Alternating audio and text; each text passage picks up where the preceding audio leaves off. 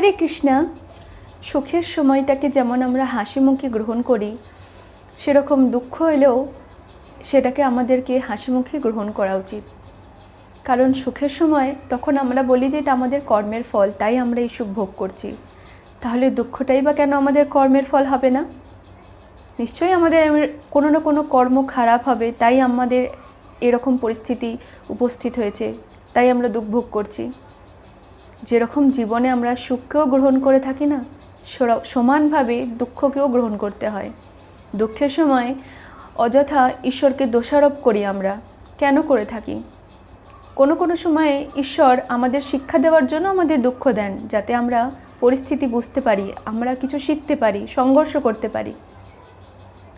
জীবনে সুখ দুঃখ সমানভাবে চলে, আর দুই সময়ই যদি আমরা নিজেদের মধ্যে ধৈর্য রাখি, তাহলে সেই সময়টা পেরিয়ে যায়। হরে কৃষ্ণা।